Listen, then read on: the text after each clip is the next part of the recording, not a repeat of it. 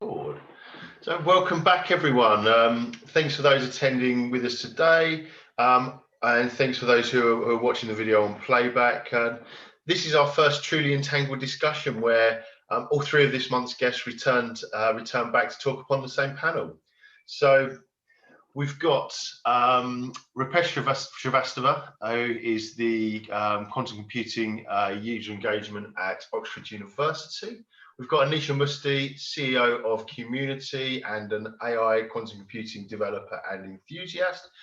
And running slightly late and should be with us in just a moment is Chris Bishop, a career futurist and master of ceremonies at Inside Quantum Technologies. So welcome to both of you so far, and Chris in a moment. Thank you. Thanks, John. Great to be here. Yeah. And so we've got, I think, quite a good range of topics to discuss today, and obviously bearing in mind the people we've got, I think we'll cover some ground. So I'm really looking forward to this, and I think something that's really close to all of our hearts is education within quantum. So I'm really keen to look at people's hopes and what challenges they see in the respect of education around quantum.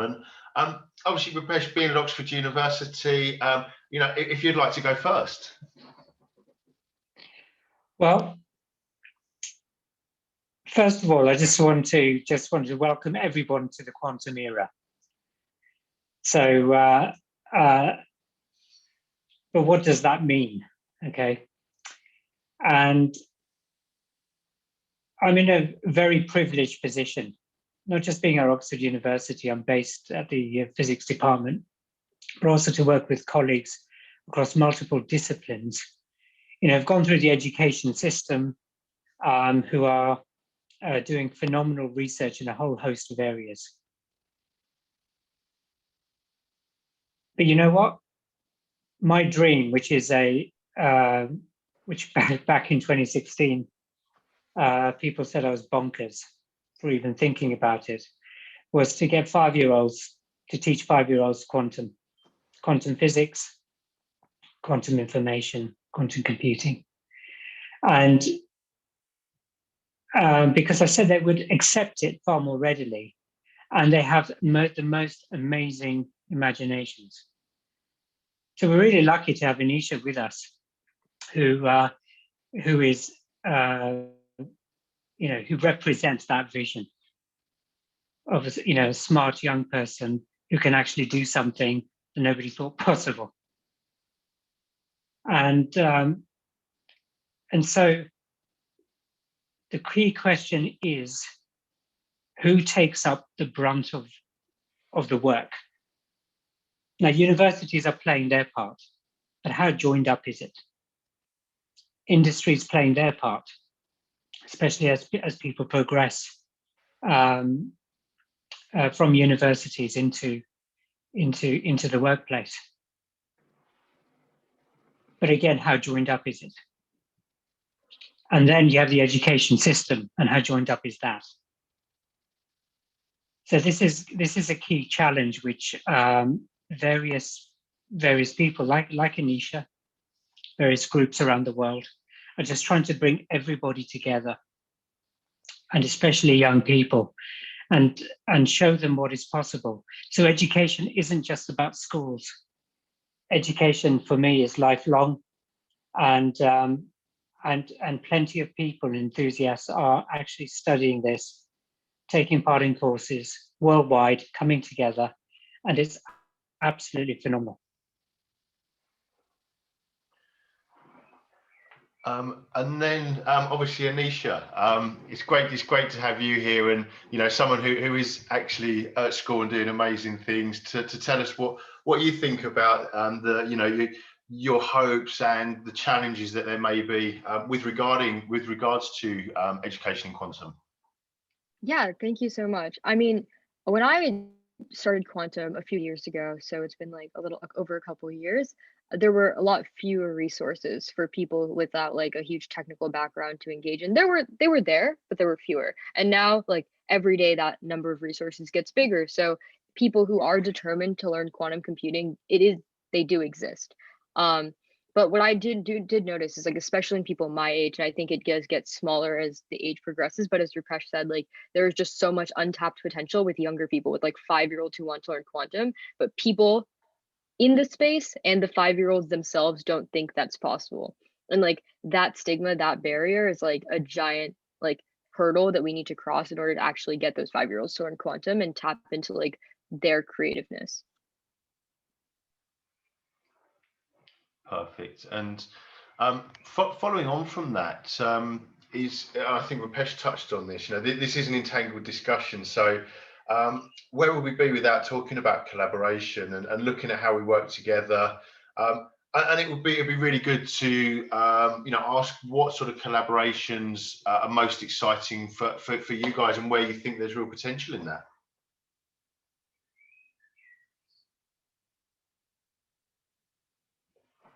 So shall I go first? I just want to say Chris has joined, so welcome, Chris. Thank you. Sorry to be late, everybody. Hi, Chris. Good timing. Actually, we was just I wanted to involve you on the education aspect, so you just squeaked in perfectly in time. And thanks for pointing that out, Rupesh. Good. So we were talking about, you know, where we're also passionate about education within quantum, and really wanted to look at your sort of you know, the hopes you have in educating the quantum people within the quantum ecosystem, and what challenges you see. Yeah. So I always like to begin conversations about education, and with homage to Rupesh as a professor, right? That education is the profession that enables all other professions. Like, we need to keep that in mind, right? So, and it's certainly true in the quantum space, right? So while we certainly need particle physicists and computer scientists to drive quantum information science and adoption and understanding, you know, one of my areas of interest is cutting a broader swath. And I've said this before, so indulge me because I'm going to say it again. But the idea is we want to increase understanding and awareness of the power of quantum broadly, and by, you know, the attendant awareness is that we need people with lots of different skills to drive adoption and understanding. So again, I come from sort of a strategy and communications background, working at IBM. So we need people who can communicate what the value proposition is, what the implications are for quantum information science, how it's going to change how we live and work and interact. We need people who can sell it from a business development perspective. I think of Dan Pink's book, right? To sell is human. I mean, we're all in sales mode to some degree. So the degree to which we can talk about it and sell the value, you know, we're doing on this webinar, you know, as we sit here talking about, you know, communicating and selling subtly on some level, but it's like, yeah, this is a really interesting technology that we need to be aware of, and, you know, cuts across a range of skill sets. So my encouragement is to people studying writing, or teachers teaching writing, teaching technical writing, to embrace quantum. How do you write about quantum? People in technical sales roles, how do you understand how to sell the value of quantum? People in investment strategy roles, people working at McKinsey or whatever, how do you discuss quantum in a way that will that people with checkbooks and with P&L responsibilities will understand how and where they might take advantage of this? So that's kind of a long-winded answer, but I think education across a range of disciplines is key. Thank you, Chris. And as the question we were just about to move on to, so literally perfect timing. So Okay. as mentioned, you know, being this is entangled discussions, it wouldn't be right if we didn't mention collaboration. So you know, looking at how people work together, it would be great to discuss what collaborations excite people most. And Rupesh, I think you're just started, or just about to start, when we when we took a slight detour. Yeah, so I want to make first just a general point on collaborations, because this is a big subject. But just a general point, which is, for me, what is really exciting and really important is to see the worldwide enthusiasm and sharing of information, knowledge, know-how, the respect also shown from people to people.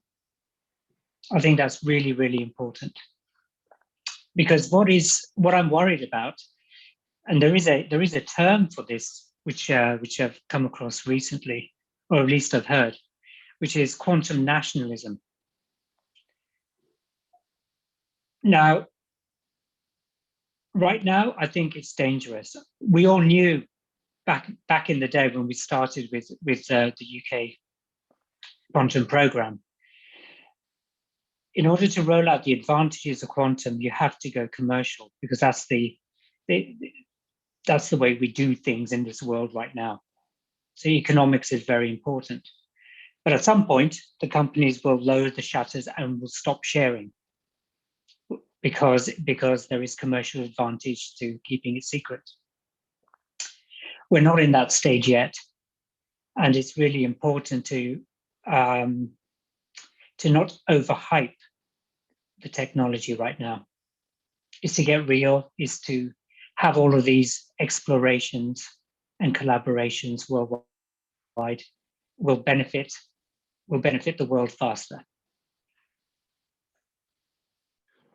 Yeah, and kind of just to like double down on that, I think that there is like this quantum nationalism phenomenon happening on the commercial end, but also just the fact that there are barriers like the language barrier, like the time zone barriers that prevent people from collaborating across nations and sharing different sort of insights and building together. But once you unlock that and you get people from all different countries collaborating together, you can also make much bigger progress.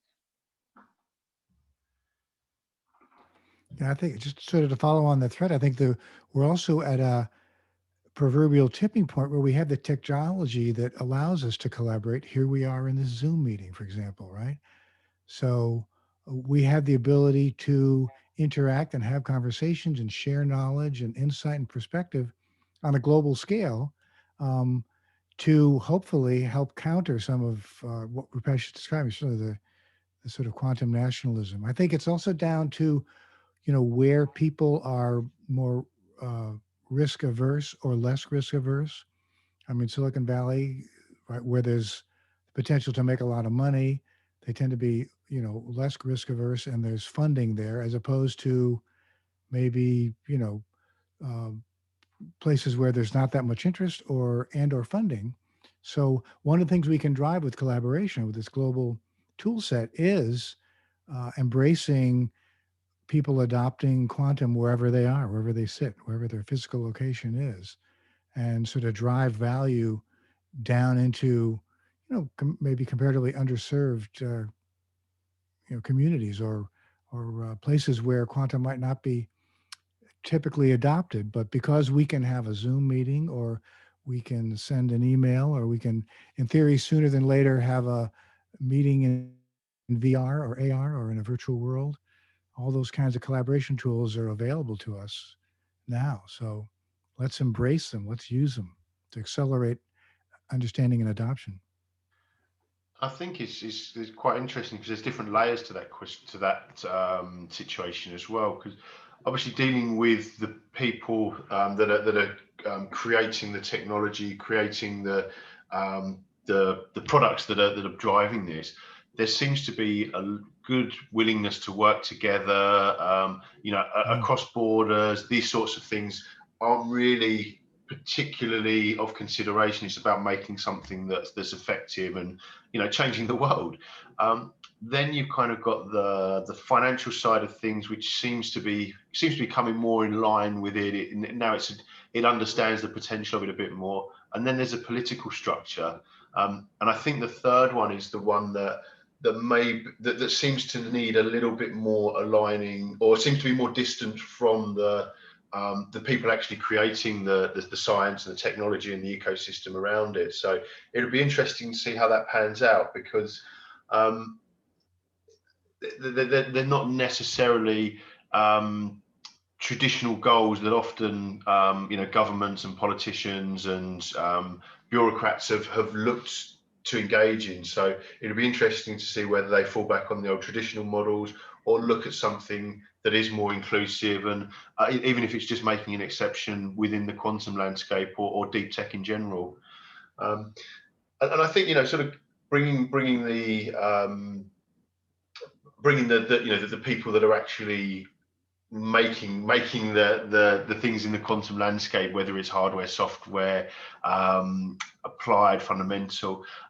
Chris, the kind of I'm quite interested around the sort of workforce readiness aspect of it. So, quantum's moving so quickly. How do you think that we can make sure this education, whether academic or industrial, how that sort of filters through and keeps that workforce ready for the myriad of unknown challenges that we're inevitably going to face as things grow? Well, I think sort of to the earlier point, I just want to continue on that and tie it to education. But one of the exciting things to me about the quantum, sort of the growth of quantum information science around the world is that, especially in the US, I think also in Europe as well, and even in Australia and South Africa, there's a sort of almost a throwback to the DARPA era, if you will, the days when governments worked with academia and private sector companies to drive forward agendas based on technology that benefit certainly the national population, even the global community more broadly. I mean, the US Department of Energy and DoD and Department of Commerce have funded quantum initiatives in the US, for example, to the tune of like $628 million. So working with academia, University of Chicago, for example, is a main player, helping underwrite the Quantum Economic Development Consortium. So I think, and it's happening in Europe, both at the EU level and at the country level in Germany and France and Sweden, where governments and universities and private sector organizations are realizing the import of this new technology and working together, back to the collaboration theme, right, to drive this agenda forward. I think of QTech at the University of Delft in the Netherlands, for example, right? It's a partnership with the Ministry of Innovation. I'm getting the title wrong, but there's a government organization that's sponsoring and leading this, along with an organization at the university, and Microsoft and Intel are also playing. So I think the implications for education writ large are great, are exciting, are really interesting. That the awareness of the value of this is taking place at a meta level, and therefore will encourage a direct development of curriculum and training of professors and creation of student organizations and projects as well that lead to demonstrating the benefits of quantum. And Anisha, obviously you're going through the education system as quantum's becoming more and more visible and growing in scale. How do you see that, for people, maybe of your peers, how the landscape is to make sure that people of your generation are quantum, the workforce is quantum ready? Yeah, so for what I mean, I'm sure it's different from country to country, but for my school, the only quantum that's mentioned is the very last unit of AP chemistry, which a lot of people don't even take. And it's not really on the AP exam either. So a lot of people don't even really care when that unit comes around, because they're just like, oh, this isn't on the test, don't need to worry about it.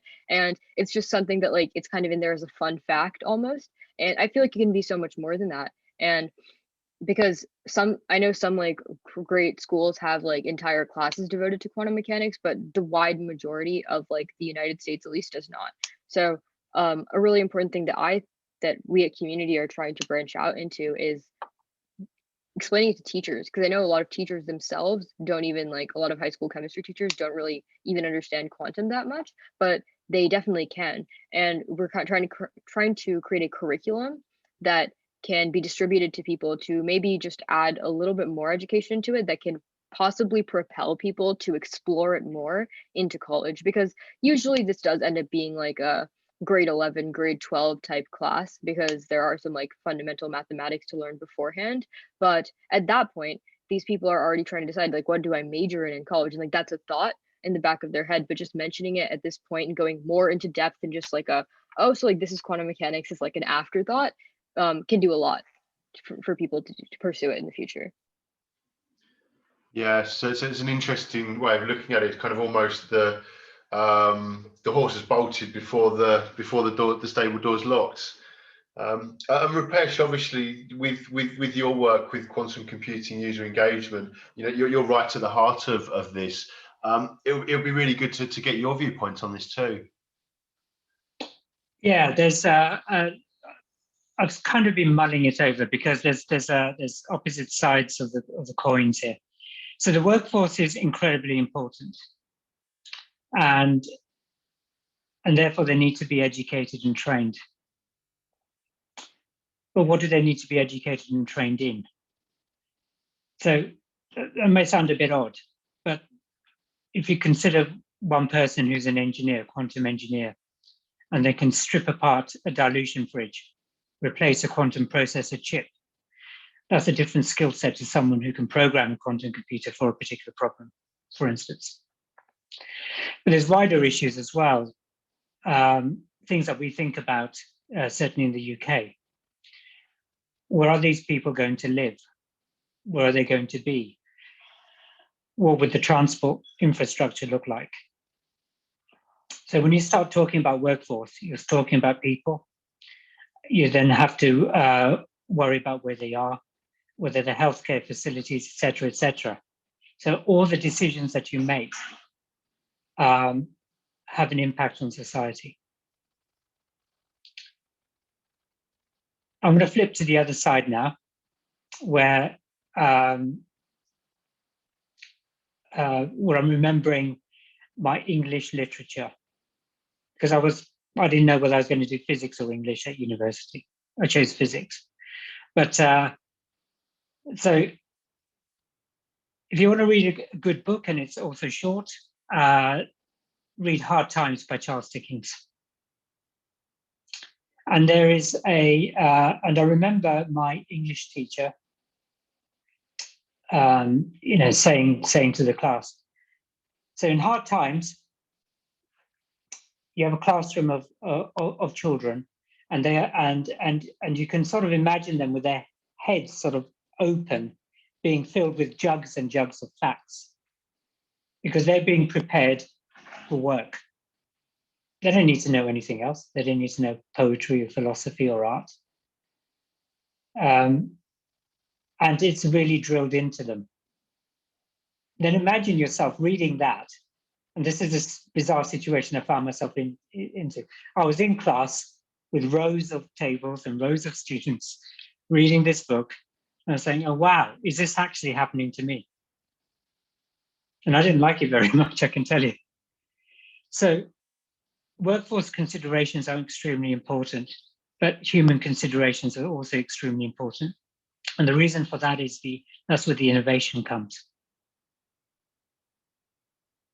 And look at Anisha and her creativity to address a problem with Parkinson's.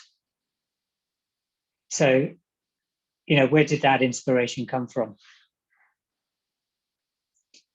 So I think we have to be careful. We have to be, but also understand that the economics and futures and people have to pay bills and have families and so on are really important too.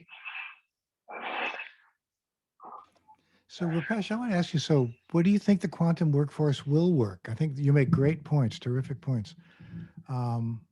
Again, I always think in theory, if you can get into the network, you can work, right? So that's going to be more and more true.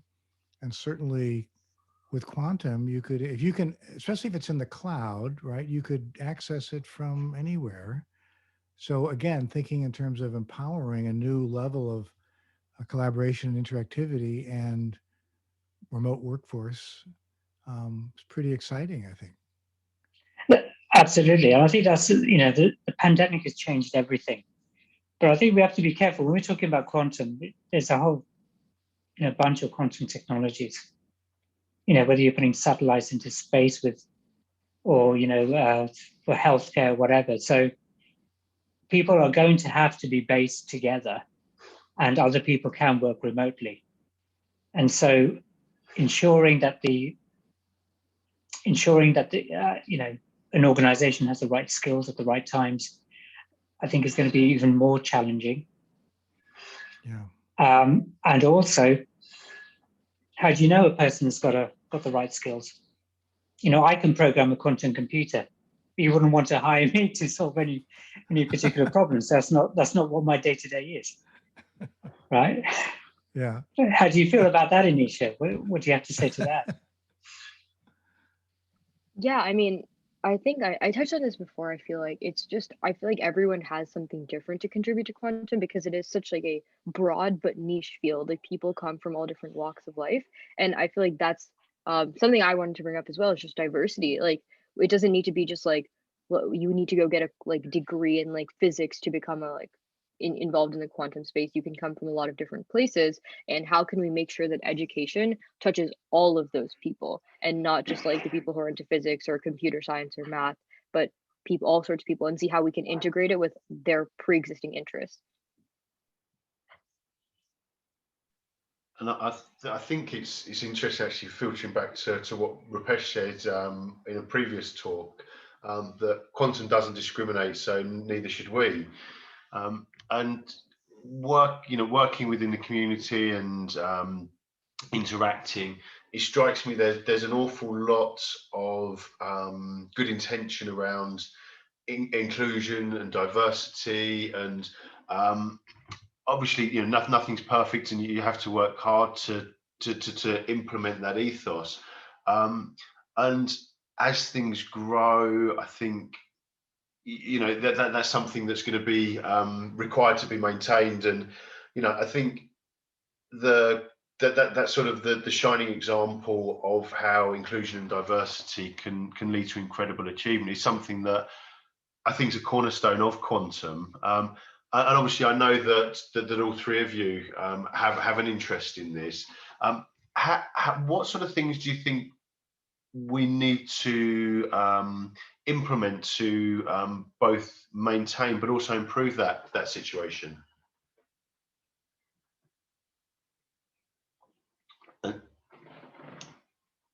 Sorry, Rupesh, you're on my screen. Sorry, I should have called you in. No, I was just wondering who would go first. So inclusion and diversity is, of course, a hot topic at the moment. And it's incredibly challenging. And I'm pausing because I wish that wasn't the case. It bothers me that it needs to be challenging. It bothers me that we have barriers, whether they're in the education system, whether they're social or economic, whether, don't you think life is unfair enough without human beings making it more unfair? And first of all, I think it's important that we have these conversations and that we accept that there will be collisions. There will be different viewpoints, different people, from people who, let's say, have been on, I don't know how best to put it, but let's say excluded for whatever reasons, and have suffered as a result. So, if I make it personal, I started this panel discussion by saying how fortunate I was to be at Oxford University. But I was discouraged when I was applying for Oxford University to apply in the first place. It just wasn't, you just didn't do that if you came from a certain, minority group. So one of the things also that I noticed is there's been a lot of diversity sort of events going around the world and people sharing their stories, and it's very touching and very sort of heartbreaking at times. But we need to keep doing more of that. And I think everyone in every organization, wherever you are, and I think it really does start in schools as well, is to really focus on making sure everyone, and I include those with disabilities too, mental health issues, whoever you are, if you're a human being, you need to feel, and I stress the word feel, included, because we're part of the human race. We have one world currently that we live on. Okay, we're trashing it. That's another story. And we have to live together and stop fighting. Being respectful and kind, because all of our lives, all of our journeys are hard. And we can make the world a much better place if we all work together, if we all respected each other, regardless of where we came from, regardless of our abilities or disabilities. So that's my message.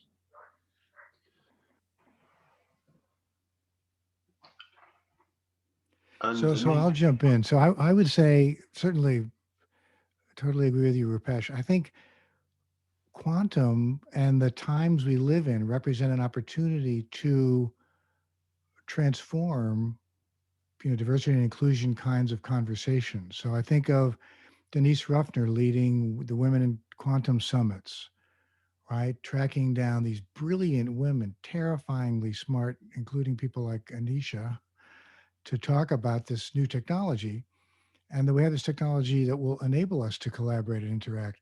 Farai Mazandu leading One Quantum Africa, right? So activities going on all over the world that are looking to level the proverbial playing field. Again, I think technology is helping do that, but we're sort of at a point in time where people realize that people from all different backgrounds, all different areas of interest can contribute to the planet at a meta level, and specifically in the quantum space. So I see quantum as a technology and a sort of a movement, if you will, that will help improve things like gender parity and drive diversity and inclusion conversations. And it has the ability to do that. And again, because the times we're living in, people are more and more aware of the fact that old models around who gets hired and why, and who gets educated and why, are falling away, are being transformed. So I'm excited about the potential for quantum to move that agenda forward. My 2 cents. And Anisha, obviously, your generation is the one potentially that, if this is done correctly, can benefit the most from it. What's your view on these topics? Yeah, I mean, I think that the initiatives that Chris mentioned, like Denise and Farai, are absolutely amazing. Like, I've spoken to both of those people, and just the work they're doing and the people they've managed to seek out is incredible. But sometimes it's hard to seek out people who also don't even know that they're interested in quantum. For example, like Denise, she seeks out women in quantum who already found their ways into quantum. And that's amazing in and of itself, but there's also going to be women who don't even know quantum exists and could possibly do it, or were discouraged before they got far enough to even know who Denise is. And I think that, as Rupesh mentioned earlier, I think it does start with the school system, because schools are where the majority of people will all go to. Like, the majority of people will go to school at some point, and obviously education rates still in some parts of the world are not that great, but ideally they will get better. And I think that's where it starts. But also, yeah, what Chris said about how there is really a place for everyone. Like, even if you can have 10 years of physics research experience, or you can have maybe like an undergraduate's degree in computer science, and it doesn't matter if you're a woman or a man. Either way, there's a job for you. And I think that's something that quantum really does offer, an avenue for everyone. That's part of the reason why I like it so much, and I think that it really has potential to be a huge thing. And I think what you mentioned about awareness, because whilst the science behind quantum is extremely different to what happens at the macro level, the business and education surrounding it is also extremely different. So in terms of that accessibility for people that, as you say, maybe don't necessarily know what they don't know that they don't know about quantum. That's quite a challenge, and I don't think there's necessarily a magic wand you can wave, but is there something you see that could really help us implement that change, Anisha? Yeah, I really think it's the school system. It's like a common denominator that the majority of people will go through, at least like in developed countries. All students like are required by law to go to school until like they are 18 years old, or like at least graduate with a GED. And like with that type of thing, that's really just like the way you can reach so many people so fast. And that's why at community we're trying to reach teachers and actually teach them about quantum so they can teach their students, because it's a lot harder for us to just like host an event and like spread that to every kid across the world, because that's just really, I mean, we'll try, we'll do our best, but it becomes very difficult at a certain point to do like that level of marketing. And most people don't have that reach, but the school system does have that reach. So I feel like that's probably like the best place to institute these and get people at least aware of what it is at a young age, so then it can be a possibility to pursue in the future. And that's not to say that a lot of them will pursue it. Like a lot of people will be like, no, this isn't for me. Like I just want to go like work at Google and like build like some new like tech product, which is totally fine. But it's also like I think that at some point in the future, quantum will be a very, very big part of a lot of industries. And even if it's not like I personally don't want to work in quantum, it's the same way that like a lot of people who don't work in artificial intelligence today still want to have like a basic understanding of what it is, because it does touch probably a little bit in the industry you're working on, or it's like a huge part of the world. So you do want to know a little bit about it. So I feel just like integrating quantum into the education system is something that needs to be done. So I just want to follow on that and say I totally agree. And I think the other factor that's going to drive this is that we live in a global market-driven economy. So the private sector is looking for people with skills that they can hire and pay and remunerate, who are interested in this space. I think of the woman who's the CMO at Zapata was poached from a general advertising agency, right? Because she wanted to do something interesting. I mean, the guy, Will Zhang, who works at Goldman, right, was at again a startup, but there's a market for people with different kinds of talents that need to be educated in different disciplines. And again, the private sector is going to be looking for people to hire. So, ties to education and curriculum, and institutions of higher education to kind of meet that need. So I think that's exciting. That again, it's all about economics at the end of the day, whether you like it or not, right? There's got to be more coming in than's going out, and there's lots of opportunity for certainly private sector companies, startups. Everyone's going to benefit: foundations, nonprofits, governments. So that's going to drive a lot of this transformation, I think, which is good. Hello. It's a good thing. Hi, And what I sorry. would May so, I? oh, sorry, I think Sorry. Junggu is coming in. Oh, I'm really sorry. Can you hear me fine? Hi, can you hear Yes. me? Oh, Yes. Yes. I would like to add, I would like to follow on Anisha's comment on the quantum world. It's I would like to say that it's not really an isolated field from like computer science or any other tech field. Is actually all tied. Like quantum is everywhere. Semiconductor you can explain in detail in quantum physics. I think it's like LED or your computer. It's all quantum physics. Now we're approaching the physics of nanoscale that cannot be explained with Maxwell's equation. We don't call it. So there's a classical physics and non-classical physics, and we try to understand it from a different view. That is the quantum world, and it's just amazing. And I think you're right, Anisha, that you may pursue careers in quantum or non-quantum related science, but I just want to tell you that as an engineer or as a tech related person, quantum is Sorry, it's not just an isolated field. It's something that you can explore just for a hobby, for instance, you know, and you can still understand your own field, even if you're working on chemistry or, yeah. Sorry, it's just my opinion. Yeah, thank you. No, yeah, I definitely agree. I that's exactly what I'm like. Yeah, I think maybe I explained it wrong. I meant so more like the people who decide that like maybe science research isn't even for them, but it's just like quantum is so integrated and it's not a field in of itself. It's integrated with computer science, physics, mathematics, and all of those come together, which is why it's important to give that like introduction to it in just like core curriculum in high school, because the core curriculum, this is part of it. Quantum is a part of all of it. So even if you want to go into really into depth in another field, you have to know a little bit about quantum mechanics.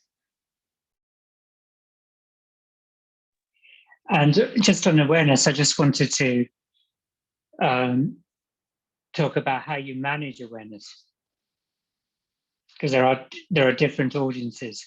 So if you wanted to, you know, make the world quantum ready, I kind of divide it into, you know, borrowing from the space sector, I just kind of divide it into three categories, which is entry, descent, and landing. And each of those is a spectrum of activities. So, you know, entry, you can think about education, you can think about skills and training, you can think about industry saying, what is quantum? What will it do for me and when? When should I get involved? Descent is, okay, identifying problem areas or even how to program these exotic machines and find out use cases applicable to them. And landing is, well, I'm carrying around quantum devices. What I mean by quantum devices is just to touch on Jungkook's point really was there's quantum science, then there was what you can call the quantum 1 revolution, and now we're in the quantum 2 revolution. So harnessing properties like superposition, entanglement, and interference in ways that humanity's never done before to create what we hope to be transformational technologies. So it's going to take, I mean, I'll put it very simply, it's going to take the world to make the world aware. It's a whole bunch of different skills, different people, different positions, different audiences. The confusing thing is because it's just, you know, it's how do you tie everything together? So it's not just a noise. You know, where can you see the value? And if the value is lost, I think that's going to be a problem. And I think, obviously, with or one of the other important things to awareness is imagination. Without imagination, there is no technology, there is no quantum, there is no technological progress. And obviously, with sort of scientific breakthroughs, they tend to, or they often go hand in hand with serendipity. So with regards to sort of feeding that imagination, but serendipity by definition, things happen in unlooked for ways. So I'm interested to find out any thoughts that can create the right conditions to try and ensure that imagination keeps coming to the fore, as it has done so spectacularly over the last couple of years. And Chris, obviously, as a career futurist, I think this is something that you know the buck may stop with you here. Well, I think again, you know, one of my main sort of philosophical approaches is that like new careers and new jobs exist, or the nebula is at the intersection of historically unconnected disciplines. So in terms of quantum, I think we're going to see quantum applied in serendipitous settings that we can't even imagine. I mean, we're having a conversation with Paul DeBar, for example, who was the Undersecretary for Science at the Department of Energy. He's actually since moved on, but he was describing today's situation as being similar to where we were with the internet in like 1993. Like, who could have imagined what a transformative technology that would turn out to be? Even, more broadly, sort of computers, right? So when ENIAC took up an entire room, and now there's more computing power on your wrist with an Apple Watch or, smartwatch. There's more power in like your smartphone than the technology that was used to put men on the moon. So again, I think the exciting aspect of that is, where will quantum take us? What will we do with quantum science? I love Rupesh's description of the book he's writing, hopefully, about children or grandchildren saying, "What was cancer? You mean you had to like get in a spaceship to go to Mars back then?" Or my out of the mouths of babes, future comment is grandchildren saying to me, "You mean you had to like carry something around to talk to grandma back then? Wow, what an inconvenience." So anyway, all by way of saying, we're going to see amazing, transformative cultural instances driven by quantum. We can't imagine. They're going to be serendipitous. They're going to be unlikely. They're going to be unexpected. They're going to be fantastic. I mean, I always say to kids when I do a workshop called "How to Succeed at Jobs That Don't Exist Yet," and I end up by saying, you guys and gals, and in this case, I'm pointing at Anisha, are going to create stuff that's going to look like magic to me, right? So get to it. I want to see it. I want to see some of it before I, leave the planet. But it's going to be exciting. It's going to be really interesting. It's going to be unbelievable. It's going to look like magic. And I think that segues us nicely actually into sort of getting Anisha's view on this as well, because obviously, the imagination is going to come from people that are making their way into the industry. So yeah, it'd be really great to get your view on this as well, Anisha.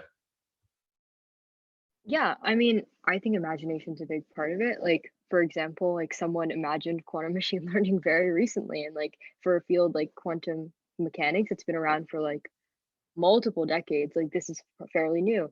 And I just think that as we go on, it's really just about like just getting the most people to work on it. Like this is going back to education, the most people, like that means the most creativity, and like also just the people from all over, like uh different aspects. Like for example, someone who's working in like maybe like biotech, like how can you implement it there, and like how can we reach all of these people, and like yeah, and that's another question, is like how do you feel like we can reach people from different fields if they're no longer in the schooling system, which is something that I've personally been wondering as well. And Rupesh, obviously, with the some of the examples you gave of people looking back from the future, it would be good to get the vantage point either from you here today or from the future you that was looking back. Well, a challenge I want to set everybody here and everybody watching this is, what kind of future do you dare to imagine? And as Chris kindly alluded to, I imagined back in 2016 when I started at the Quantum Computing Hub at Oxford, I imagined a kid studying history, looking back, and in what I call the mighty oak era of quantum technologies. And the kid is really puzzled and really astonished. So what's cancer? What's diabetes? What's Alzheimer's? What do you mean energy wasn't free and people weren't breathing clean air? What do you mean you took a pill? You took one pill and gave it to everyone and just hoped there wouldn't be a reaction. This doesn't sound very scientific. Why isn't it personalized to you? And if we want a sustainable world, if we want to value the world that we live in and the universe that we live in, we have to dare to imagine. And daring to imagine, the reason why I use the word dare is because we're so afraid to fail. We, even in the education system, is about giving the right answer. So it's also creating those environments really from an early age where you're allowed to imagine and grow and expand and dare to challenge, dare to think things nobody's thought about before, dare to innovate. If you're pushed back because of, say, you've got diversity, inclusion, you've got all these things, if you have these barriers, even, I'm going to say something controversial, even physics and the names we give sciences are barriers. And when I was doing my research, when I was doing my PhD, I was really sort of hacked off by this, because it's all about siloed thinking. Okay, you can go really deep, but then you don't have the breadth. And then you can be dismissive of others when actually you need to collaborate to create the innovation.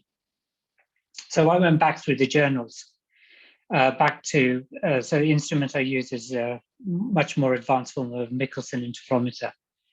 I went back through all the journals, and all the physics journals disappeared in the late 19th century. And I'm talking about the physical books here.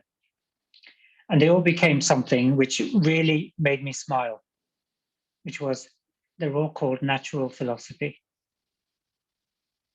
How the universe works. What is life? And there were, hand-drawn graphs by Michelson on stellar astrophysics in the same book as pages of a cross-section of a flower. And I want people to feel wonder at the universe and not be depressed about life. And then bring their creativity, their imagination on how they can create a better world for all of us. And I'm with Chris. Hurry up, Anisha. We're waiting. Unleash your imagination.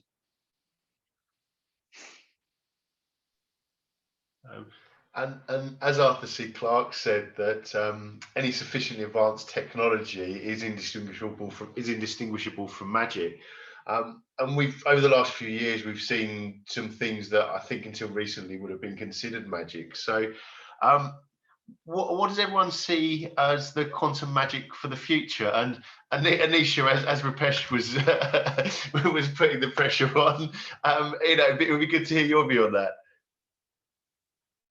I mean, it depends on how far we're looking into the future. I mean, it's like it's incredibly hard to tell, like when I'm like in my 30s or 40s, which is quite a bit off. I'm not sure, but for like the immediate future, what I'm really excited, this might be a biased opinion, because it's what I work on, but I think quantum machine learning is going to be huge. For what I'm doing, the applications are enormous, also because AI is like pretty developed. I think that's going to be pretty big, even more into the future. I know there's so many quantum applications in space tech or the defense industry, and that's going to do huge things. And like those technologies are still in infancy right now, but it's going to change a lot. And yeah, I'm very excited. That's kind of like what I think is really exciting for me. Just like growing up, like watching different sorts of like Marvel movies and stuff. I found that very interesting.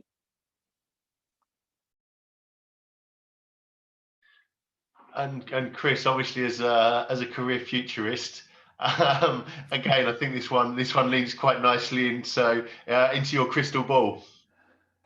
Well, so I was just on some quantum event recently where someone was describing a vision for like a desktop quantum computer at some point, right? So that may happen. Or again, thinking of the Paul DeBar conversation, will we have quantum functionality on our wrist or even implantable, right? Will it be some kind of chip that connects to the quantum in the cloud and lets us do remarkable things like communicate for sure, collaborate, you know, stimulate creativity.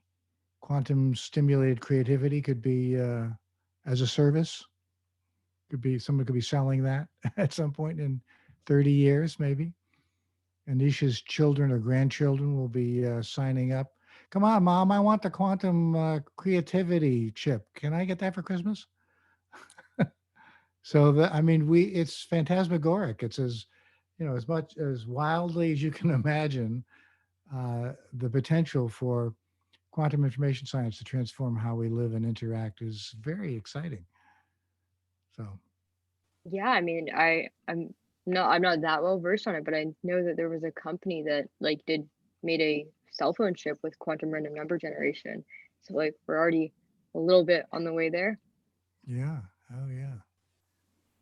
Nice. Yeah, Dr. Bishop, Dr. Bishop, may I ask how we're doing on the Moore's law as far as the Moore's law. Well, IonQ would say that they're proposing sort of Moore's law for qubits, right, for their trapped ions.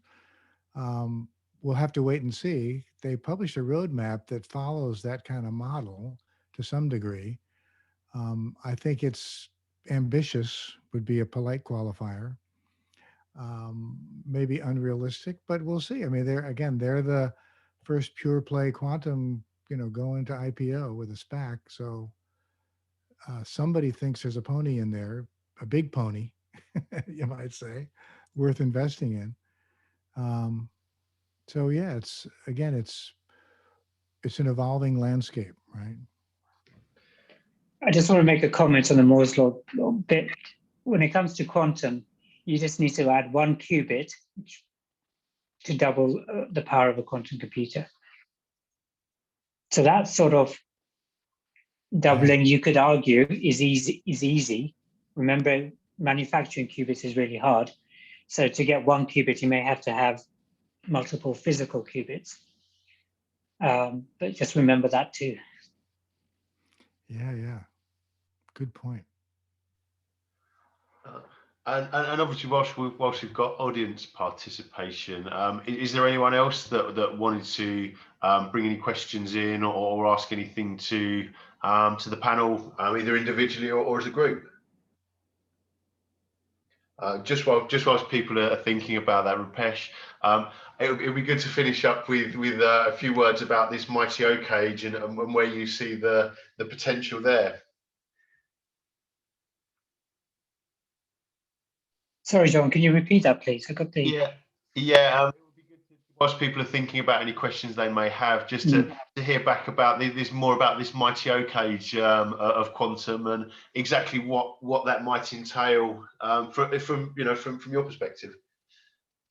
Really, so what I imagined was, so in this mighty oak era, so I see ourselves as being in the acorn era, but developing fast. You have quantum cities with a whole range of technologies, not just quantum, but so, for example, you'll have sensors all around the city to monitor its health. You'll have advanced new materials to harvest energy or to insulate homes. You will have drones and satellites of all kinds, providing real-time information about what's going on. There'll be cities all over the world and off-world as well. So we're talking about the expansion of humanity, driven by curiosity, driven to understand and harness nature, but living sustainably with it. I think that's the key message I want to give. Thank you. And was there anyone from the audience who had any points they wanted to raise or ask anything about the human quantum systems that we've been discussing today and for the last 3 weeks?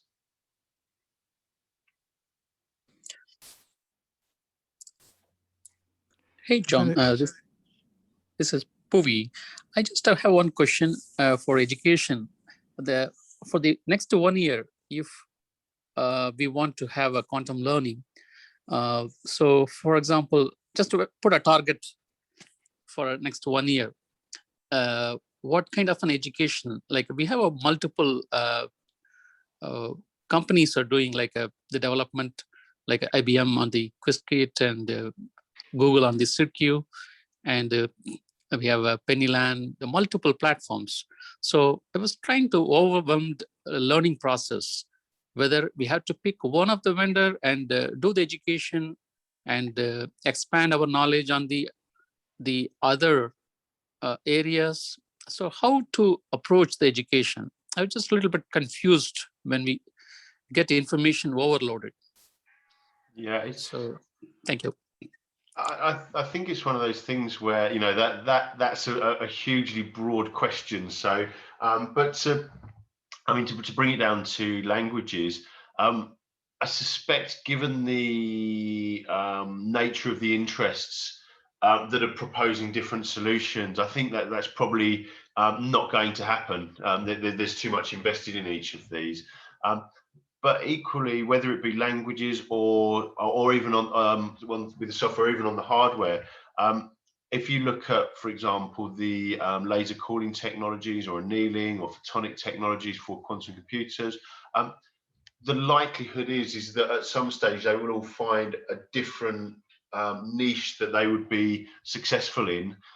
So that may be something that I think, or that's likely to be something that will play out in different areas of the quantum landscape. So I'm not sure that I've got the solution as to what the education system needs to be across the board for the next year, but I think that lends itself to actually having different solutions that will find their own home or their own speciality, that they are the best or the optimal solution at any given time. Can I ask what group of people you're trying to educate? Is it like university students, college students, hypothetically? Yeah, I mean, it's kind of a wide range. If we can't restrict or the user wide, definitely there is a range of the learners. Or I think I can say that the research, for example, PhD scholars, that's one set of people I can see that they are jumping into the quantum area and they are contributing a lot. The other set of experienced domain knowledge people, like people, I have a 20 years of experience in the middleware or other products. So how we get education in the quantum area is different. So each set of users, as you're asking, it's a different learning process. Yeah. Or their mindsets will be different too. So I think there should be a common way of learning. That's what if you see the multiple vendors, we always get into the learning process.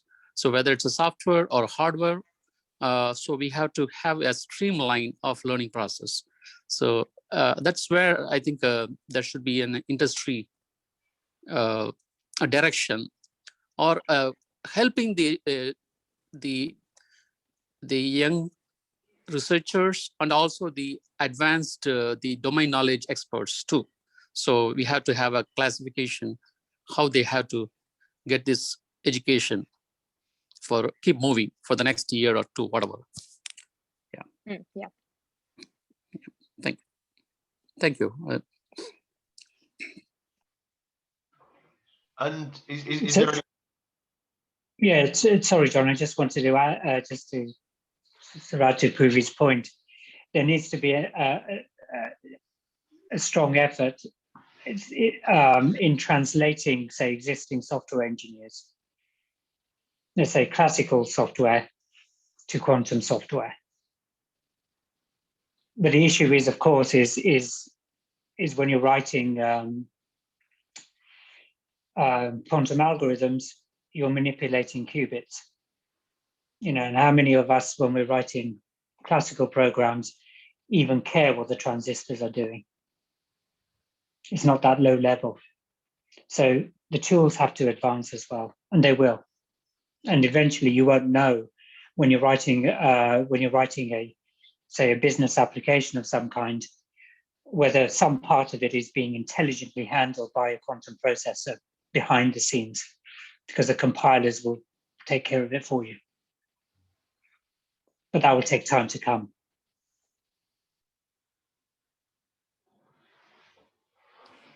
Thank you very much. That clarifies too. And is there anyone else that wanted to ask any questions to the panel as well?